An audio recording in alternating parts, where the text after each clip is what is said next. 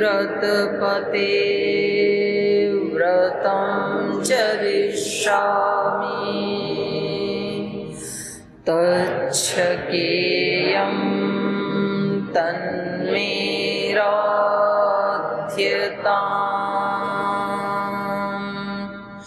इदमहमनृतात् सत्यमुपैमि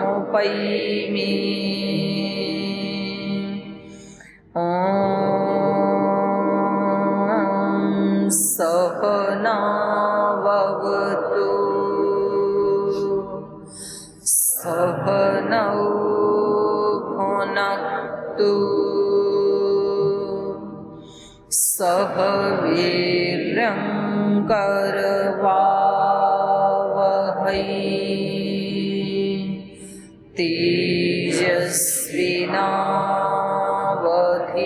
तेजस्विनावधीतमस्तु मा विद्विषावहै ॐ शान्ति शान्ति शान्तिः।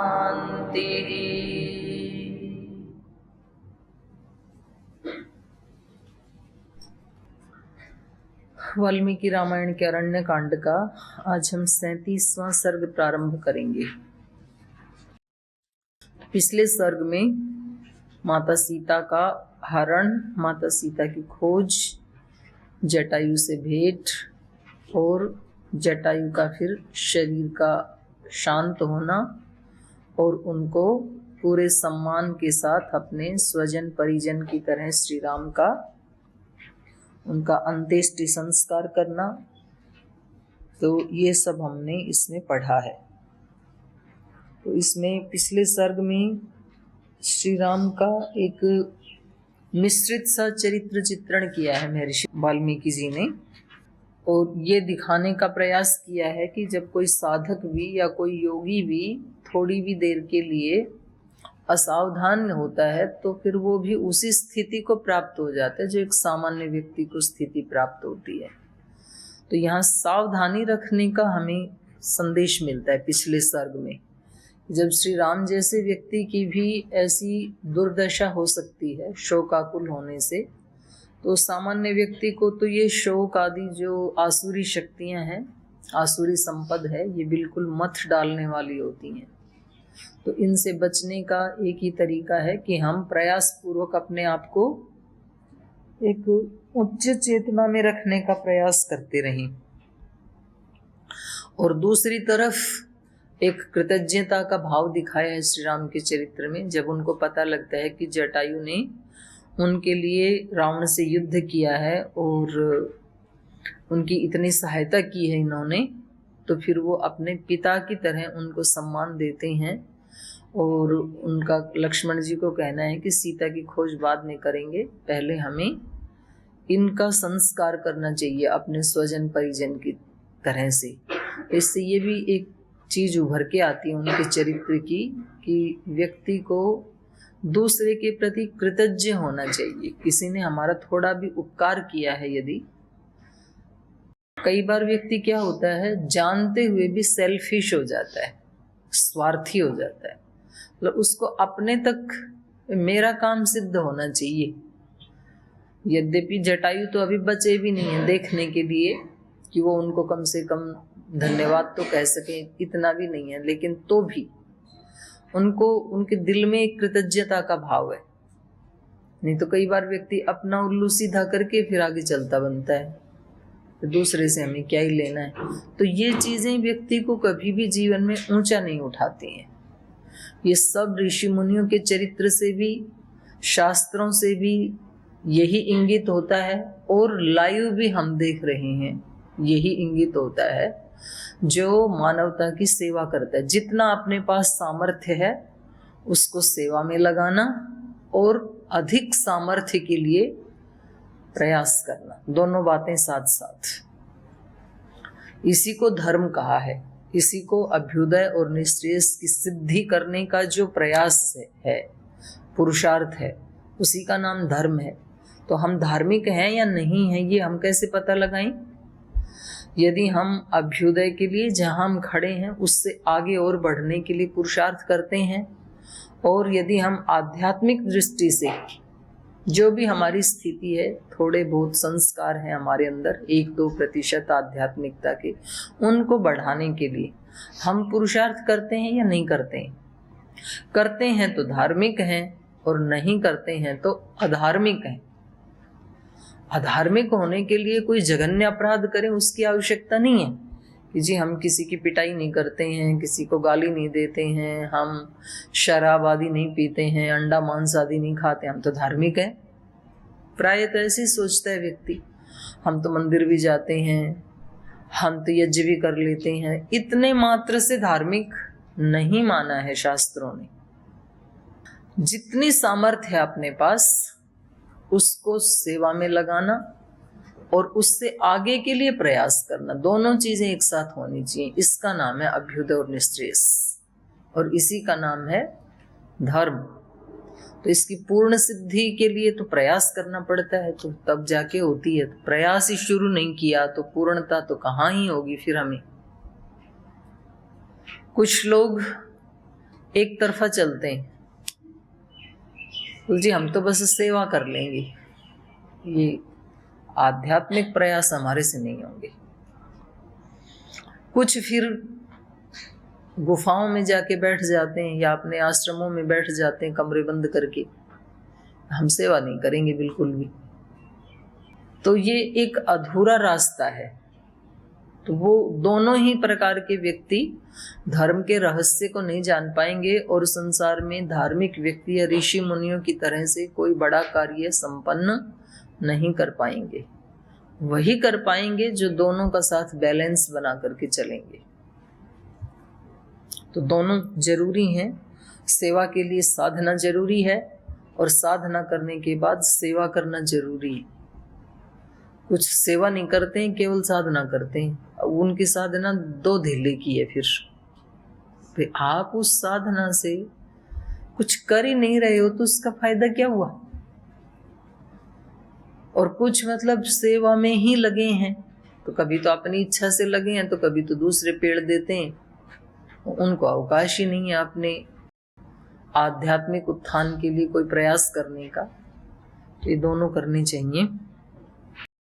ऐसा ही श्री राम का चरित्र इस सर्ग में हमें देखने को मिलता है। वो अपने कर्तव्य के प्रति भी अत्यंत सज्ज हैं।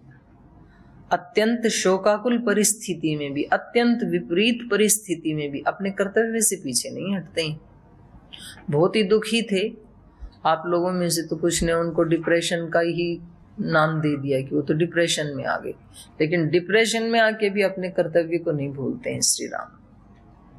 उनका जो कर्तव्य है जटायु के प्रति, उसको वो बहुत ही जिम्मेदारी के साथ और बहुत विनम्रता के साथ निभा रहे हैं। तो ये पढ़ा हमने इस सर्ग में। पीछे के पाठ से कोई प्रश्न है क्या? कुछ पूछना है? ओम प्रणाम पूज्य माता जी। जी भाई। माता जी, क्या आत्ममुग्धता की स्थिति सकारात्मक होती है कि यह स्थिति नकारात्मक होती है? किसकी? मुग्धता। मुग्धता? हाँ। आत्ममुग्धता से आप क्या अभिप्राय लेते हैं? आत्ममुग्धता क्या है? माता जी, जैसे इसको तो हम मतलब साहित्य आदि में देखते हैं तो ये सकारात्मक दृष्टिकोण देती है, फिर ऐसे दार्शनिक दृष्टिकोण से देखें तो ये नकारात्मक भी दिखाई देती है। जैसे किसका अहंकार, घमंड, आत्म प्रेम या स्व केंद्रित आदि शब्दों से लिया जाता है, स्वार्थी आदि शब्दों से लिया जाता है, आत्म प्रशंसक भी लिया जाता है। नहीं, आत्म केंद्रित अलग चीज है और आत्म प्रशंसक बिल्कुल अलग चीज है। तो ये कहाँ किस अर्थ में प्रयुक्त हुआ है वो आप थोड़ा बताएंगे तो सुविधा रहेगी। आत्म केंद्रित होना तो बहुत ही अच्छी बात है, और आत्म प्रशंसक होना तो बहुत ही बुरी बात है। प्रशंसा का काम तो दूसरों पे छोड़ देना चाहिए, खुद क्या करे अपनी प्रशंसा, तो संसार कर देगा, उसका काम है प्रशंसा करना। तो और आत्म केंद्रित होने का मतलब है अपने मूल स्वभाव को न छोड़ना। देखो, लोक में जो सेल्फिश या स्वार्थी शब्द का प्रयोग किया जाता है ना, वो तो नेगेटिव अर्थ में होता है, जैसे मैंने भी अभी कहा। और जो शास्त्र में स्वार्थी शब्द है, स्व के लिए माने आत्मा के प्रयोजन से हमारा सारा क्रियाकलाप हो, वो पॉजिटिव अर्थ में है। तो शास्त्र की दृष्टि वाला अर्थ यदि लेते हैं तो आत्म केंद्रित होना या स्वार्थी होना अच्छी बात है, क्योंकि जो अपने स्वरूप में रहेगा और अपने स्वरूप में रह करके जो भी कर्म करेगा वो लोक के कल्याण के लिए ही होंगे, खुद को भी तृप्त करने वाले होंगे और दूसरे को भी तृप्त करने वाले होंगे। और लौकिक दृष्टि से जिसको स्वार्थी कहा जाता है वो अत्यंत निंदित अर्थ में प्रयुक्त होता है। लोक वाला जो स्वार्थी अर्थ है वो ऐसे व्यक्ति के लिए प्रयोग किया जाता है कि जो अपना खुद का जो उसको कुछ पसंद है उसमें तो थोड़ी भी वो कमी नहीं करना चाहता है व्यक्ति। उसको जो खाने में पसंद है वो खाता है, जितनी देर उसको सोना पसंद है 6 घंटे 8 घंटे 10 घंटे उतने घंटे वो सोना चाहता है, जितनी देर उसको एकांत में रहना पसंद है उतना वो दरवाजा बंद करके रहता है। जब जो कुछ उसको पसंद है तो अपने लिए तो सब वो करता है और दूसरे के लिए अत्यंत निर्दयी होता है। तो उनके उत्थान के बारे में सोचता ही नहीं कि भाई जैसे मेरे को ये सारे शास्त्र आने चाहिए, जैसे मेरी इच्छा है कि भाई मुझे वैदुष्य प्राप्त हो, तो ये भावना मुझे दूसरों के प्रति भी तो रखनी चाहिए ना। भाई जो हमारे साधु सन्यासी हैं, हमारे सन्यासिनी बहनें हैं, हमारे विश्वविद्यालय के छात्र छात्राएं हैं, उनके प्रति भी ये भाव क्यों नहीं होना चाहिए? जब मुझे आगे बढ़ना अच्छा लग रहा है विद्या वैदुष्य की दृष्टि से, आध्यात्मिकता की दृष्टि से, तो दूसरों को भी क्यों नहीं बढ़ाना चाहिए? वो भी बढ़े, ऐसी भावना होनी चाहिए ना। तो कभी किसी व्यक्ति को ये लगता है कि नहीं इनका उत्थान हो गया तो फिर हम तो बराबर ही हो जाएंगे, तो फिर तो मेरा क्या ही वैल्यू रहेगी। तो ऐसा सोच करके जब हम केवल अपने ही बारे में सोचते हैं तो वो जो स्वार्थीपना है उसको नकारात्मक अर्थ में लिया जाता है लोक में। और ऐसे स्वार्थी लोग आपको घर परिवार में भी मिल जाएंगे, आपको आश्रमों में भी मिल जाएंगे, आपको सर्विस करने वाली फैक्ट्री आदि में भी मिल जाएंगे, सब जगह मिल जाते हैं। तो उसकी निंदा की गई है फिर। और जो इसमें शास्त्र में है स्व केंद्रित होना, जो आपने पूछा आत्म केंद्रित होना या स्वार्थी होना, तो वो स्वार्थी फिर वो लिया जाएगा जो याज्ञवल्क्य ने उपनिषद में कहा है, छांदोग्य उपनिषद में कहा ना कि अपनी आत्मा के लिए ही सब कुछ प्रिय होता है और उसी आत्मा को हमें जानना चाहिए, देखना चाहिए, सुनना चाहिए, तो वो हमारा परम पुरुषार्थ है। तो इसका अर्थ ये है कि जब हम दूसरों की सेवा करते हैं, पढ़ने पढ़ाने की सेवा करते हैं, योग करने कराने की सेवा करते हैं, उन सब का लक्ष्य एक ही होना चाहिए कि इस सेवा के माध्यम से, इस पुण्य के माध्यम से मैं अपने आप को जान सकूं, इस सामर्थ्य से मैं अपने भगवान की पूजा कर सकूं। जैसे रामायण की कक्षा में बैठे हैं तो ये कक्षा हमारी उपासना का एक पार्ट बन जाएगी, पढ़ने वालों के लिए भी, पढ़ाने वाले के लिए भी। इसको कहेंगे फिर आत्म केंद्रित होकर के कार्य करना। तो वो तो अच्छा है, करना ही चाहिए, वही तो मुख्य उद्देश्य है अपना। आप जो कल एक प्रश्न पूछी थी कि रावण डरपोक था कि पराक्रमी, तो उस टाइम मतलब मूल प्रश्न तो ये आया था कि श्री रामचंद्र जी महाराज में और रावण में आत्ममुग्ध कौन है, आत्ममुग्ध पुरुष कौन है, आत्ममुग्ध पुरुष कौन है? अब यही तो मैं आपसे पूछ रही हूँ, आप आत्ममुग्ध शब्द का प्रयोग कौन से अर्थ में कर रहे हैं? मतलब स्वार्थी के लिए कर रहे हैं क्या आप? स्वार्थी स्वकेंद्रित दोनों के लिए, क्योंकि स्वकेंद्रित भी तो मतलब स्वार्थी जैसा ही हो जा रहा है फिर। नहीं, एक ही शब्द के दो अर्थ होते हैं और कभी कभी कालक्रम से भी एक शब्द के अर्थ चेंज भी हो जाते हैं, बदल भी जाते हैं। कभी वही शब्द प्रशंसा के लिए प्रयुक्त होता था तो कालांतर में कभी वो निंदा के लिए भी प्रयुक्त होता है। तो स्वार्थी से ही समझ लेते हैं फिर इसको। स्वार्थी दोनों हैं, एक लौकिक दृष्टि वाला स्वार्थी है और दूसरा आध्यात्मिक दृष्टि वाला स्वार्थी है। श्री राम जो हैं वो भी स्वार्थी हैं, तो वो जो जटायु का अंत्येष्टि संस्कार कर रहे हैं ना, ये अपने स्वार्थ के लिए कर रहे हैं। क्या स्वार्थ है इसमें? कर्तव्य पालन करने से मेरी आत्मा तृप्त होगी, इसलिए मैं कर्तव्य पालन कर रहा हूं। तो उसमें फिर व्यक्ति एहसान नहीं करता है किसी दूसरे के ऊपर कि मैंने इतना किया, क्योंकि हम जो भी कर रहे हैं वो किसके लिए कर रहे हैं? स्वार्थ के लिए, अपने ही प्रयोजन के लिए, अपने ही आत्मा की पुष्टि के लिए, संतुष्टि के लिए, प्रसन्नता के लिए, निर्मलता के लिए कर रहे हैं। तो फिर क्या एहसान किसी के ऊपर? अब महाराज जी लाखों लोगों का जो कल्याण कर रहे हैं, करोड़ों लोगों का कल्याण कर रहे हैं, तो किसी पे एहसान तो नहीं जताते सुबह से शाम तक कि मैं यदि 3 बजे नहीं उठता ना तो नालायको तुम्हारी दुर्गति हो जाती। ऐसे तो कभी नहीं बोलते। कितने तुम्हारे पैसे खर्च हो जाते, कितने तुम्हारे शरीर खराब हो जाते, कितनों की मृत्यु हो जाती, कितनों के घर उजड़ जाते, कितनों के पिता छिन जाते, कितनों के भाई छिन जाते। ऐसे तो कभी नहीं बोलते। तृप्त रहते हैं। क्यों रहते हैं? क्योंकि उनको लगता है कि मैं जो कर रहा हूं वो उससे मेरा ही उत्थान हो रहा, आत्म उत्थान, आत्मसंतुष्टि, अपनी प्रसन्नता। दूसरे को सुख देकर के किसी को प्रसन्नता मिलती है और दूसरे को दुख दे के भी किसी को प्रसन्नता मिलती है। तो ये अपने ज्ञान के ऊपर डिपेंड करता है। आतंकवादी दूसरों को सता के प्रसन्न होते हैं कि आज हमने इतनों को मार दिया, इतनों को उजाड़ दिया, इतने लोगों को दुख दे दिया। उससे उनको अपने जीवन की धन्यता महसूस होती है। और कुछ लोगों को दूसरों को सुख दे करके प्रसन्नता मिलती है। लेकिन दोनों काम किसके लिए कर रहे हैं? अपनी ही प्रसन्नता के लिए। तो श्री राम को प्रसन्नता मिल रही है सेवा करके, ऋषि मुनियों की रक्षा करके, अपने माता पिता की सेवा करके, उनकी आज्ञा का पालन करके। तो वो भी अपनी प्रसन्नता के लिए कर रहे हैं सारा। और रावण को प्रसन्नता मिलती है कि सब मेरे अंडर में रहें, मेरी जेल में बंद रहें, उससे उसको प्रसन्नता मिलती है। इसलिए ऋषियों को भी कैद कर रखा है, देवों को भी कर रखा है, राक्षसों को भी कर रखा है। लेकिन कार्य तो दोनों अपनी प्रसन्नता के लिए ही कर रहे हैं और हर मनुष्य अपनी ही प्रसन्नता के लिए कार्य करता है। तो मेरे प्रश्न का उत्तर तो दो जो कल बताया था मैंने। उन्होंने पूछा था ना क्या पराक्रम है उसका बल, तो ये मैंने पूछा था कि वो कितने पराक्रमी हैं रावण, कितने पराक्रमी है प्रकाश देव जी।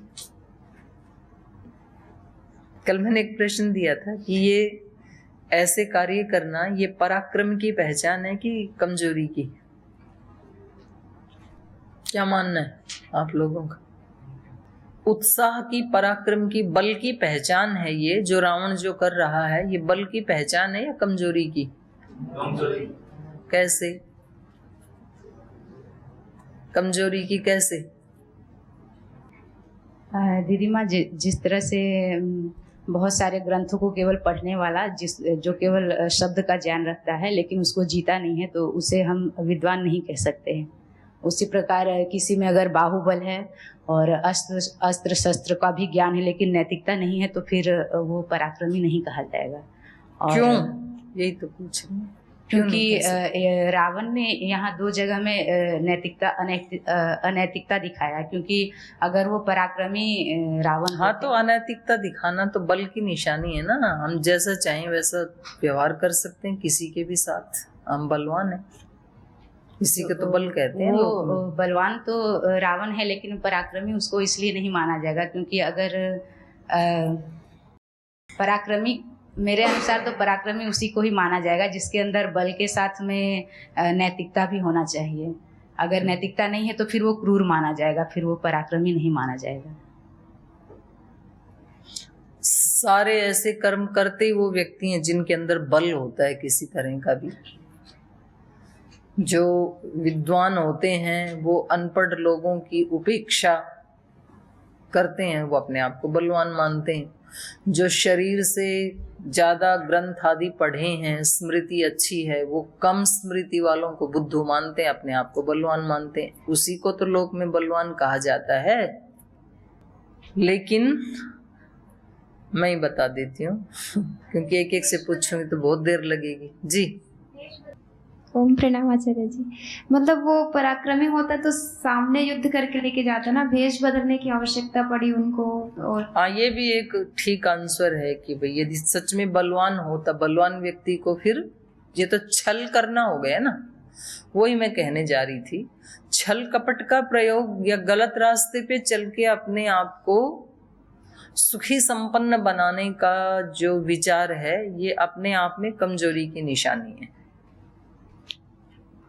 कभी भी जीवन में ऊंचा उठने के लिए गलत रास्ते का प्रयोग मत करना। आप रेस कर रहे हैं और आपको रेस में फर्स्ट आना है और बाजू वाला है वो आपसे थोड़ा सा बलवान है, तो आप क्या करते हैं, जैसे दौड़ना शुरू किया उसको टांग मार देते हैं, वो गिर गए वहां पे, इतनी देर में आप आगे बढ़ गए। तो हो सकता है उस रेस को तो आप जीत लें उस दिन, लेकिन जीवन की रेस में आप हार गए हो। बहुत गलत संस्कार डाल दिया आपने। इसलिए छोटी उपलब्धियों के लिए, छोटी छोटी सफलताओं के लिए जीवन के मूल्यों के साथ समझौता मत करना कभी भी, क्योंकि कभी भी गलत रास्ते से आप सही मंजिल पे नहीं पहुंच सकते हैं। उस दिन यदि आप हार भी जाते तो वो हार भी आपकी अगली विजय की तैयारी बन जाती, क्योंकि आप ज्यादा पुरुषार्थ करते फिर, क्योंकि जीतना तो है आपको, ये आपकी अभिप्सा है। और आज आप हार गए तो ये हो सकता था कि अगले दिन से फिर आप 2-2 घंटे रनिंग करने का अभ्यास करते, सुबह शाम दोनों टाइम आप पुरुषार्थ करते, तो फिर एक दिन आप सच्ची सफलता हासिल कर ही लेते। तो कभी भी जीवन में किसी भी फील्ड में, चाहे वो पढ़ाई का है, सेवा का है, सम्मान का है, विद्या वैदुष्य का है, धन कमाने का है, यश कमाने का है, कभी भी व्यक्ति को गलत रास्ते अपना करके आगे बढ़ने का विचार नहीं रखना चाहिए। चाहे वो राजनीति है, आपको पता है राजनीति में भी अच्छा राजनेता कौन माना जाता है? जो गलत रास्ता नहीं अपनाता है।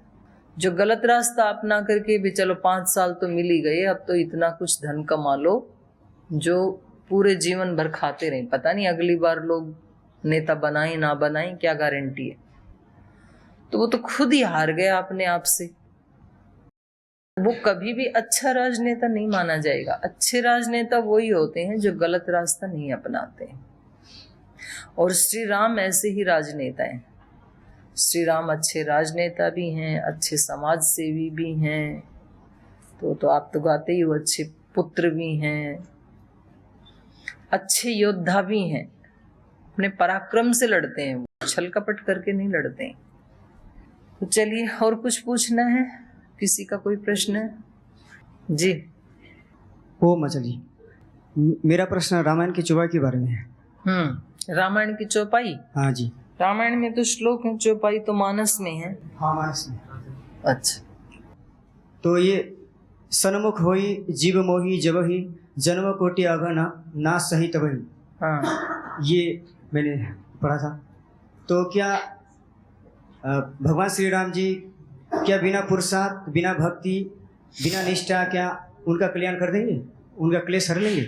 बिना भक्ति, बिना निष्ठा, बिना पुरुषार्थ के वो सन्मुख हो ही नहीं सकते। सन्मुख होंगे ही तभी वो जब पात्रता हासिल कर लेंगे। नहीं, आज तक जो भी उनके सामने आए हैं उनका भी मतलब, उनके सामने आज तक वो ही आए हैं जिन्होंने अपने दोषों को मिटाया है। अविद्या का पर्दा है ना जीव के बीच में और राम के बीच में, श्री राम के और हमारे बीच में अज्ञान अविद्या का एक पर्दा है।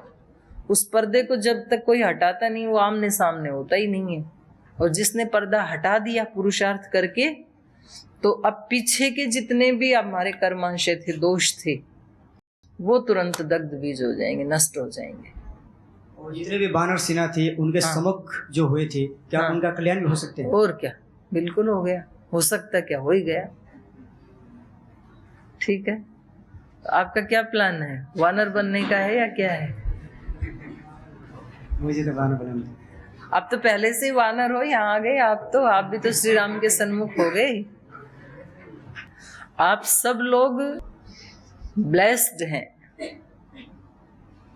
आप सब पहले से ही, मतलब उसको क्या कहेंगे हिंदी में, कृपा के पात्र बन चुके हैं। क्योंकि कृपा पात्र हुए बिना ऐसे गुरु के सन्मुख आने का अवसर मिलता ही नहीं है। तो ऐसे ही सोचा करें आप। हाँ बोलो, दूसरा प्रश्न पूछो। भगवान श्री राम को भक्त वत्सल, धर्म वत्सल, न्याय वत्सल क्यों कहते हैं? क्योंकि उनको उनसे वत्सलता थी, धर्म से, न्याय से, भक्ति से। धर्म में जिसकी प्रीति है वो धर्म वत्सल, न्याय में जिनकी प्रीति है वो न्याय वत्सल। वत्सल मतलब वत्स की तरह प्रेम करने वाला, अपने बच्चे की तरह से प्रेम करने वाला। तो उनको अत्यंत प्रीति थी इन अच्छे अच्छे कामों में, इसलिए कहते हैं। ठीक, और कुछ पूछना है? चलिए, आप कुछ पूछते हैं ना तो फिर एक नई चर्चा हो जाती है, तो इसलिए फिर मेरे को भी अच्छा ही लगता है। एक्चुअली ये क्लास बातचीत करने की ही है, रामायण को आधार बना करके हम अपने व्यक्तिगत भी कहीं दिक्कत आ रही है वो प्रश्न भी पूछ सकते हैं, या सामाजिक दृष्टि से कुछ हमें कन्फ्यूजन लगता है, ऐसे प्रश्न पे भी हम चर्चा कर सकते हैं। तो चलिए आगे पढ़ते हैं। तो जटायु का अंत्येष्टि संस्कार करके श्री राम अब आगे बढ़ते हैं, क्योंकि इनको माता सीता की खोज भी करनी है। तो इस रास्ते में आगे बढ़ते हुए अब इनकी अयोमुखी नाम की राक्षसी से भेंट होती है और एक कबंध नाम के राक्षस से मुठभेड़ होती है। मतलब ये है कि अंत तक असुरों से, राक्षसों से आमना सामना होता ही रहता है। तो आप अपने जीवन में ये तय कर लीजिए कि हमारे जीवन में अनुकूलता प्रतिकूलताएं कब तक आएंगी? जब तक हम जिंदा हैं, अंतिम श्वास तक। इतने असुरों का विनाश करने के बाद भी, लंका को फतेह करने के बाद भी, विजय करने के बाद भी, क्या श्री राम के जीवन की सब समस्याएं समाप्त हो गई थी? क्या नहीं हुई, अंतिम समय तक भी। और ये बात तो है श्री राम की, तो फिर आप और हम तो किस खेत की गाजर मूली हैं। तो ये पहले ही सुनिश्चित रखना चाहिए व्यक्ति को कि ठीक ठीक हम अभ्यास करते हैं, ध्यान उपासना करते हैं, अध्ययन अध्यापन करते हैं, सब अच्छे अच्छे ही काम करते हैं, तो उसके बाद भी जीवन में कोई प्रतिकूलता नहीं आनी चाहिए, ऐसे तो व्यक्ति सोचता है। तो ऐसे सोचना उचित नहीं है। जब तक मानव शरीर में है कुछ ना कुछ आता ही रहेगा, जो आता रहेगा उसको क्रॉस करके अभी क्या करने का प्लान है, कहाँ पहुंचने का प्लान है इस जीवन में, आपको सच्चाई से, आध्यात्मिक दृष्टि से, चेतना की दृष्टि से इस जीवन में चेतना को कहाँ तक उठाने का प्लान है, ये स्पष्ट कर लीजिए बिल्कुल अकेले बैठ करके। ये चीजें जो किताबों में पढ़ रही हैं बस यहाँ तक ही रखनी है, या किसी का साक्षात्कार भी करना है, किसी चीज की अनुभूति भी करनी है क्या, या इतना पर्याप्त है, पढ़ लिया इतना पर्याप्त है? ऐसे खुद से पूछना चाहिए। लौकिक दृष्टि से जितनी हम सेवा कर रहे हैं उतना ही पर्याप्त है, या कोई बड़ी योजना है मानवता की सेवा की? जैसे महाराज जी की बड़ी योजना थी, जब योग का कार्य प्रारंभ किया 2005 में, तो महाराज जी की उस दिन से योजना थी कि मेरी योजना ये है कि सुबह सुबह सब लोग उठ करके योग किया करें।